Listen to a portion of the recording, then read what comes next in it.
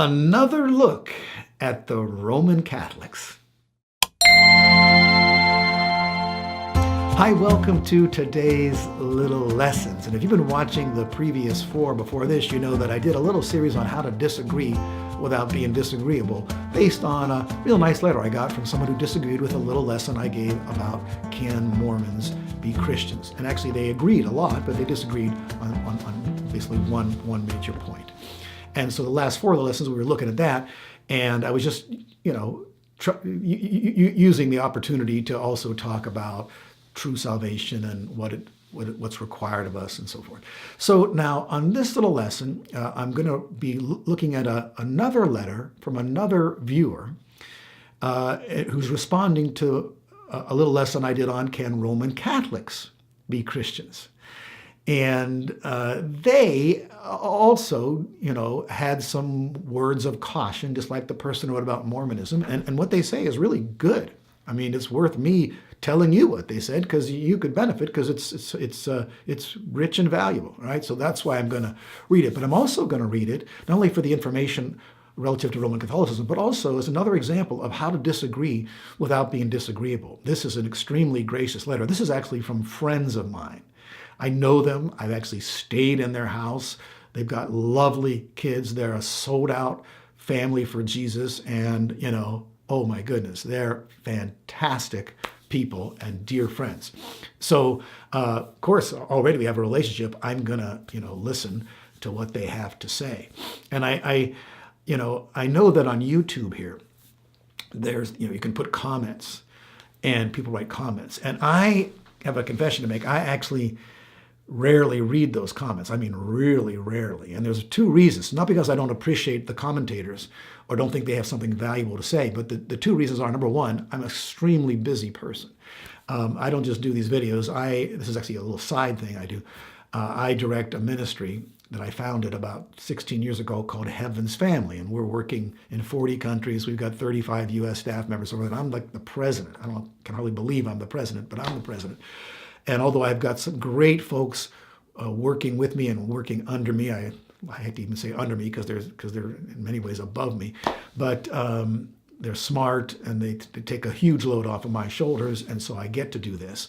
But I still have a lot of email correspondence, a lot of stuff going on, and I just don't have the time. Maybe one day when I retire, I'll be able to start reading all those comments.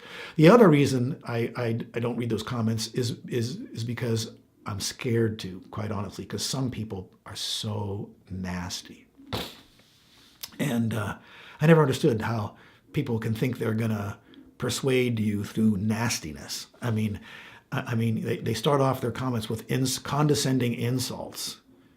Sometimes I get these long letters from people. They start off with these condescending insults, and I feel so sorry for them because they wasted all their time because I'm not going to read. They put up the wall. I'm not going to read any further. Who would read any further?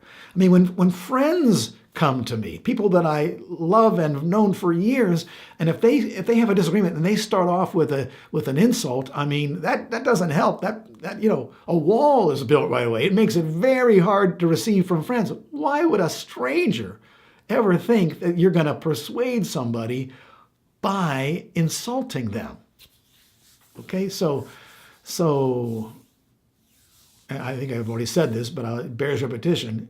If that's you need to go back to school and look for the course called Human Being 101. Because, you probably don't have many friends anyways, if you haven't figured this out yet. If you want to persuade somebody, the way to do it is love and graciousness and gentleness. Now, here's the letter from my friends. Listen to this. Brother David. Now, already it's off to a great start because they're reminding me that they think I'm a brother. And so we're in a family, and so already my heart is opening up to what they have to tell me. Brother David, hope all is well with you. Well, there we go. See, they're starting off thinking about me, and that makes me feel good too. They care about me. We have been enjoying some of your little lessons. Now, when I read that word some, I got a little ominous music going off in the background because I knew they're going to be something they didn't like. Or no, that may be too hard. We'll see. But I got a little scared.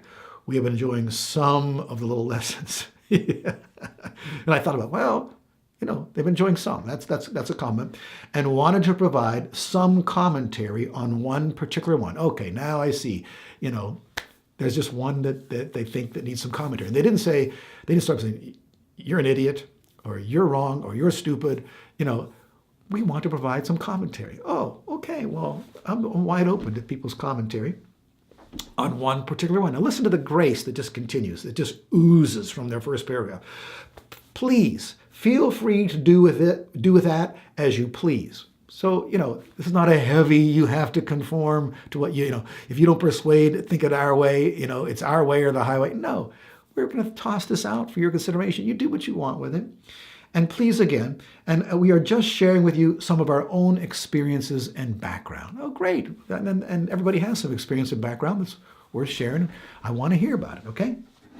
Listen to this humility. We only know in part, but we know you are a gracious man. Oh, I'm feeling so good. In the next paragraph, they could tell me I'm an idiot, and I would probably accept it because this first paragraph has been so gracious. We know you are a gracious man and will take this as it was intended. So they're just,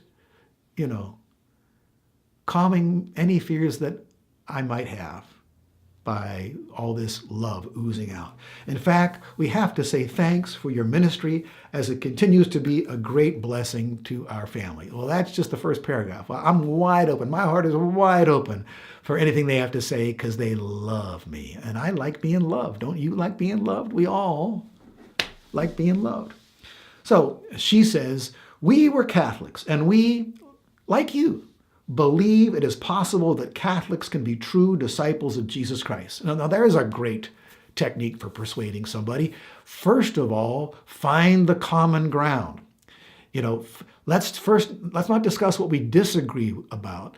Let's find out what we agree on first, and then we'll find that what we disagree is just a small part of the whole spectrum, of things we could disagree on. And we agree on most things, but we just have this one little difference. So in the end, if they haven't persuaded me, we can still be friends, and I don't have to feel offended because, we agree on most things. We're seeing eye to eye. See, so there's that affirmation. That's very wise.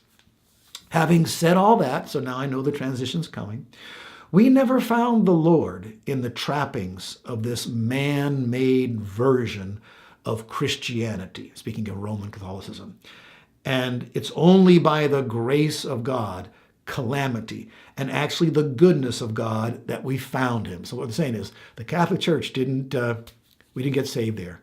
It was by the grace of God. Something outside of the Catholic Church is what caused us to find Christ. And I think that's a lot of people's testimony, and I understand why, because it's easy to miss Jesus, truly in the Roman Catholic Church, just as it is in many Protestant churches. You could totally miss the most fundamental truths because of all the trappings and all the other man-made stuff. Okay, well, we're out of time for today, so we'll pick up right here on the next little lesson as we talk about those Roman Catholics, okay, that Jesus loves and died for. Hope to see you then.